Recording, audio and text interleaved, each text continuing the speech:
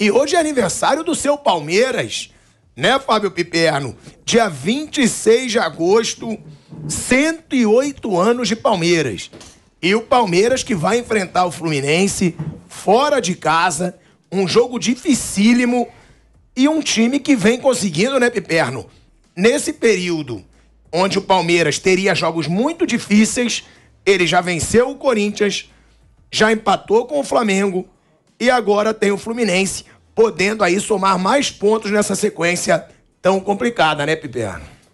Estou inspirado, um abraço aos colegas, nossa enorme audiência, sem dúvida nenhuma, né? Eu até brincava com o Vamp outro dia que... Deixa eu dar os parabéns também pro Palmeiras, que eu não dei, né? Abriu o discurso. Obrigado. Parabéns aí ao Palmeiras. Ah, não, calma aí, bota a câmera no Vamp.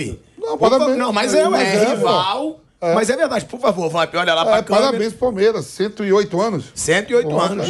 Grande agremiação, rival. E vai sim, não digo jamais. De vez em quando, algumas vezes sim, mas não é pra sempre não. Piperno, seu microfone tá ruim. Vamp, por favor, então, seus parabéns pro Palmeiras. O Palmeiras, 108 anos aí, né? Tem grandes amigos, são muito bem recebidos lá. O cara que coordena a divisão de base do Palmeiras, o João Paulo, companheiro meu de Vitória, jogou junto comigo. Outros jogadores, César Sampaio, Marcos, Arce, Júnior, Roque Júnior, Crebão, Evaí, Paulo Nunes, uma galera aí de ex-jogadores que a gente duelou bastante. E hoje a gente convive, sempre conviveu em harmonia, grandes amigos. E o próprio presidente, né? O presidente do Palmeiras, o ex-presidente Paulo Nobre, né? Todos ali. Parabéns à agremiação. Mauro César Pereira, o microfone do Piperno a gente está recuperando aqui para falar sobre essa situação do Palmeiras, né, Mauro? O Palmeiras, ele tinha essa sequência de jogos difíceis, porque já consegue vitória contra o Corinthians, não perdeu para o Flamengo, que é o seu grande concorrente na briga pelo título, e agora enfrenta o Fluminense. O Palmeiras, ele pode ter uma certa vantagem pela semana do Fluminense, que teve jogo decisivo, teve esse jogo contra o Corinthians, ou não? Ou o Fluminense, por jogar no Maracanã e pelo que vem jogando, pode até ser considerado favorito contra esse Palmeiras no Maracanã, Mauro? A grande questão é que a gente não sabe que time o Palmeiras vai colocar em campo, né? Porque se descansou essa semana, nas duas próximas vai enfrentar o Atlético. E o jogo seguinte, na terça-feira, no Paraná, sem Scarpa e sem Danilo. Então, eu não sei que time o Palmeiras vai colocar em campo. Acho que ninguém sabe. Vai ser o time completo ou um time reserva, ou quase isso, com Scarpa e Danilo que não podem jogar na terça-feira, né? Porque esse jogo de terça-feira me parece que é o jogo mais importante para o Palmeiras na semana, porque mesmo que ele perca para o Fluminense, ele continua com a vantagem de 5 pontos, continuaria, né? 5 pontos à frente do time do Fernando Diniz. Ou seja, a gordura que ele tem e gordura que não existe, evidentemente, na Copa Libertadores. Porque não houve o primeiro jogo, né? Para você ter gordura no mata-mata, você tem que vencer o primeiro jogo para entrar no segundo com vantagem. E esse vai ser o primeiro confronto. E é um confronto que ficou, acho que, mais preocupante até para o Palmeiras pelas ausências desses dois jogadores. Né? A quantidade de situações de gol que o Palmeiras vai criar sem Scarpa, evidentemente vai ser menor do que com ele em campo. Isso já é um problema. O Danilo também dispensa maiores... Bola parada, né? Exato. Bola parada e bola rolando, né? Ele é o cara que faz as assistências, né? Mauro, só para complementar o seu argumento, provável escalação, cavalaria completa. Então, essa é a questão. Vai completo ou ele, de repente, vai pensar na terça-feira? Porque o jogo de terça tem algumas peculiaridades. São duas baixas importantes do Palmeiras e um reforço do Atlético em relação ao time do outro mata-mata, Copa do Brasil, que é o Vitor Roque. Ele não pôde jogar contra o Flamengo porque ele não podia jogar a Copa do Brasil pelo time do Felipão. Ele tinha jogado já pelo Cruzeiro, né? Então ele não poderia jogar pelo Atlético. Então esse jogo de terça-feira, em condições normais, Palmeiras inteiro, e se o Vitor Roque não pudesse jogar num cenário com esse moleque em campo, esses dois desfalques do Palmeiras, é um jogo que requer uma atenção maior. Né? Até porque o Atlético com o time reserva ganhou do Palmeiras aqui dentro do Allianz Parque no Campeonato Brasileiro. Foi uma das duas derrotas do time, né? do Brasileirão até agora. Ambos em casa, uma para o Ceará, logo na estreia, aquela derrota surpreendente, até porque o Atlético colocou um time reserva e venceu. Então acho que tem um combo aí de questões aí para serem definidas. Né? Se jogar completo o Palmeiras, eu acho que aí fica um jogo muito equilibrado. Não vejo assim tanto favoritismo. Agora o Fluminense toma muito gol, né? O Fluminense só não tomou, dos 10 últimos jogos, só não tomou gol do Cuiabá, ganhou de 1-0. Todos os outros jogos tomou gol. Esse é um problema sério do time do Diniz, ainda mais com os erros gravíssimos individuais cometidos na quarta-feira que geraram os gols do Corinthians. Que também foram erros, né? Do Fagner, do Gil, mas os erros do Fluminense me pareceram gritantes, né? A bola do Nonato ali, um erro de passe bizarro no meio-campo, sem pressão, sem nada. Ele deu a bola na fogueira para o André e o Roberto pegou a bola e levou para o Renato Augusto fazer o gol. E o Michel Araújo, que não deve ter tomado café direito, não almoçou, né? Porque o cara tentou dar um chutão e deu um peteleco, né? A bola foi parar nos pés do Corinthians de novo, reiniciou o ataque. O Manuel saiu todo atabalhoado para dar combate ao Fagner, não chegou no Fagner, deixou espaço atrás, a defesa virou uma bagunça. E aí o Roger Guedes girou em cima do Nino, que para mim também falhou. O zagueiro pode deixar o atacante virado daquela maneira ali, né? Os 4 gols para mim foi tudo falha. Sim, eu acho que os do Fluminense foram mais graves. O segundo gol é uma sequência. A falha do Michel Araújo é desculpável, né? Você vai ou sai jogando lá Diniz, ou dá um chutão.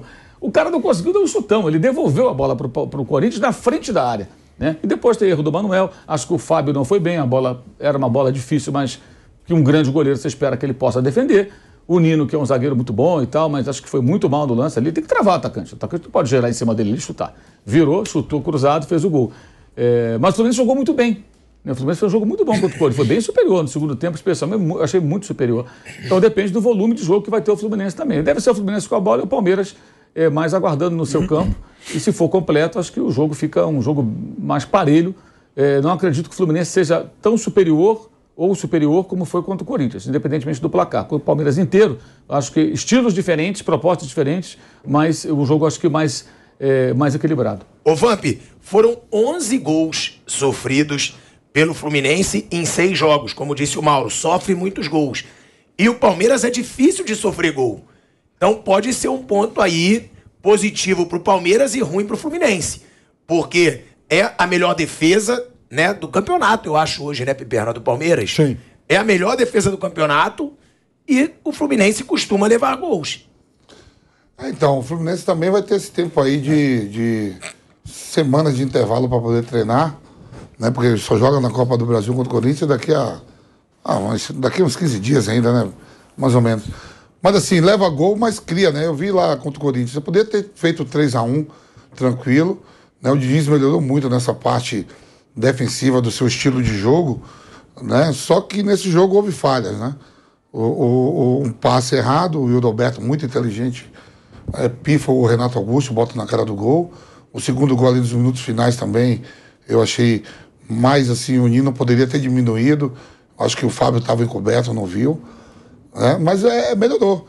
E o Palmeiras, a gente sabe, o Palmeiras é um time sólido, que eu tô falando, vai com a cavalaria toda, mesmo tendo jogo no meio de semana, porque é um título nacional. Se você botar a Libertadores, o Palmeiras é bicampeão seguido, né? Tem o tri, mas bi seguido, e os caras vão querer ganhar o Campeonato Nacional. Só vê aí, o Palmeiras jogou outro dia eliminando o Atlético Mineiro e foi com a cavalaria completa contra o Corinthians. É um momento que está se afunilando tudo e o sacrifício você tem que ter.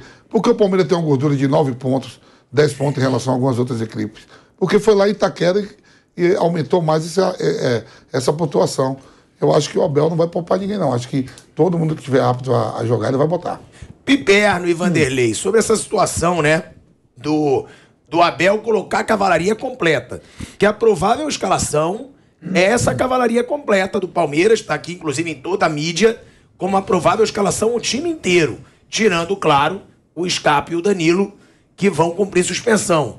Agora, mostra que o Abel tem realmente esse foco no brasileiro nesse ano? Porque tem jogo de Libertadores na terça. Pode comprometer em alguns aspectos, jogador, cansaço, lesão, ou não. É normal do Abel? Vocês acham que ele faria isso de qualquer forma? Até pelo que o calendário aponta, não é uma questão de ter foco, de dar prioridade para essa ou para aquela competição. Ele está claramente disputando 2 títulos. Lidera com boa folga, com boa margem, o Campeonato Brasileiro. É favorito, que não quer dizer que já venceu, já ganhou, tem muita coisa pela frente. Se perde, por exemplo, no final de semana, a confortável diferença de 8 pontos baixa para 5 e aí faltariam 14 rodadas. E, quer dizer, 5 em relação ao Fluminense, o Flamengo pode diminuir isso para 6. Então é óbvio que o campeonato, de certa forma, ganharia um tempero, um molho a mais. Então, ele sabe disso. Ele sabe fazer conta. Então, ele briga sim por 2 títulos. Agora, uma competição exclui a outra? É claro que não. Quer dizer, eu acho que dá sim para jogar os 2 torneios agora com força máxima, até porque o Palmeiras vem aí de uma semana que ele não teve jogo. os outros tiveram desgaste, e aí sim tem algum jogo. Todo jogo vale 3 pontos, mas tem alguns jogos que são mais importantes que você outros. pode tirar, dependendo de como tiver o resultado, você pode tirar até alguns jogadores para descansar durante o jogo. Exatamente. E aí, Vamp, assim, se você vai jogar contra um rival direto, que está mais desgastado que o Fluminense, tem uma batalha no meio de semana. Então, é a oportunidade de dar a flechada definitiva nos caras. Se o Palmeiras ganha esse jogo, ele abre 11 em relação ao Fluminense. Um Fluminense que faz uma temporada admirável, hein? A gente não pode, independentemente do que acontecer nessa reta final de Copa do Brasil e Campeonato Brasileiro, veja, é um Fluminense hoje vice-líder do Campeonato Brasileiro, o que não é pouco, e que é surpreendente quando a gente analisava o início da temporada, e é um Fluminense semifinalista de Copa do Brasil. Não é pouco para um clube que está em reconstrução há bastante tempo. Aliás, eu acho que o presidente Mário Bittencourt faz, inclusive, um trabalho muito responsável em relação a isso e que, em certa medida, poderia ser até exemplo para Corinthians e São Paulo. Agora, eu acho sim que o Palmeiras tem que jogar com força máxima as duas competições. Não vai ser fácil. O Fluminense empatou com o Palmeiras em São Paulo, o Atlético Paranaense ganhou do Palmeiras em São Paulo. Então, acho que o Palmeiras, ele é favorito contra o Atlético Paranaense para avançar na Copa Libertadores, mas não é favoritaço assim. É um favorito aí, vai, numa proporção de 60-40 e tal, mas tem que jogar assim, nesse momento, dá para jogar com força máxima as duas competições. Bom, eu queria falar sobre... Boa tarde a todos. Eu queria falar sobre isso rapidamente e dizer o seguinte. Além dos fominhas que jogam bola pelo Palmeiras, o professor Abel Ferreira também tem toda a pinta que é um fominha. Então, ele evidentemente está brigando por tudo, como disse o Piperno aqui ao meu lado. Essa é a primeira. Nós temos duas certezas nessa rodada. O Palmeiras não perde a liderança e o Lanterna não sai do lugar. Ele continua Lanterna. Juventude vai firme lá na lanterna do campeonato e o Palmeiras não vai sair da lanterna. Eu só acho, sem pretensão de ser pitoniza, só acho que o professor Abel vai colocar o time mais forte que ele puder. Claro, com as ausências já citadas aqui que são obrigatórias, mas eu acho que ele vai colocar o que ele puder em campo. Ele tem 8 pontos de diferença, uma diferença confortável para o segundo colocado do campeonato. Aliás, é muito interessante que essa rodada, além de ser importante, não alterar a liderança, nem a lanterna, Asmar e companheiros, ela pode mudar totalmente a parte de cima. Ela pode mudar a vice-liderança, o terceiro lugar, o quarto lugar, o quinto lugar e o sexto lugar. Veja o que pode fazer essa rodada no Campeonato Brasileiro. Dependendo do que acontecer, com resultados, aí pode mudar a composição. Muitos jogos importantes, né, professor, nessa rodada. Então pode mudar tudo. Veja a importância. Eu entendo que esse clássico é muito importante para o Palmeiras, mesmo tendo folga. Eu acho até que com essa folga o time entrará mais tranquilo, mais cadenciado. O problema passa a ser do Fluminense para tentar encurtar a diferença. Se o professor Diniz, que a gente, pelo que eu sinto também o professor Diniz é outro fominha militante. Então nós teremos aí 2 fominhas ou 2 grupos de fominhas em campo no jogo de amanhã. Acho muito legal e que a gente vai acompanhar tudo isso pela Jovem Pan. O empate do Palmeiras com o Flamengo, ele aumentou as chances de título do Palmeiras, né? Matematicamente falando.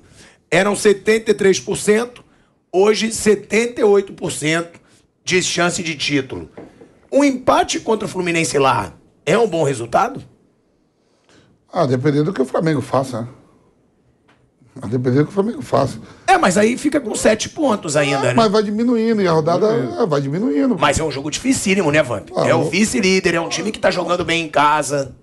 É jogo difícil. O Fluminense é encardido dentro e fora de casa, né? Como a gente falou aí, você vê que ele faz contratações para disputar pré-Libertadores e não consegue passar, se gasta, aí vai na Sul-Americana, precisa dar uma goleada, mas ali já era tarde, foi uma goleada de 10, mas aí teve outro resultado que o Independente de Santa Fé ganhou, tirou, sei lá, mas no Ministério lá atrás. União de Santa Fé. Aí focou no brasileiro e na Copa do Brasil. A Copa do Brasil que está em aberto, eu acho que o Fluminense joga em casa, joga fora, no meu modo de ver a mesma coisa, diminui, lógico, a vantagem do Corinthians é maior, está em casa, diante da torcida, mas o Fluminense ele joga, ele busca o gol, né? Ele tem a posse de bola fez um jogo ruim contra o Inter de Porto Alegre lá tomando 3-0, mas é um jogo aberto. E aquilo, o resultado só é bom, você tem a folga, né? Você... É ruim o empate, a depender do que o Flamengo faça. É isso aí. A depender do que o Flamengo faça. É maravilhoso. Teoricamente, antes da bola rolar, claro, teoricamente, a missão mais fácil, não sei se posso usar essa palavra, mais fácil, é do Flamengo. Então, se tiver que avaliar, antes da bola rolar, o Flamengo vai ganhar do Botafogo. Passa pela cabeça do Palmeiras, ou de quem manda no Palmeiras, que se isso acontecer e a gente, o Palmeiras, empata ou perder o jogo, vai encurtar mesmo. Claro, tem muito campeonato pela frente, eu sei disso. Mas você não pode permitir ou tem que se esforçar muito para não diminuir a vantagem que você tem. Até porque tem muito campeonato pela frente.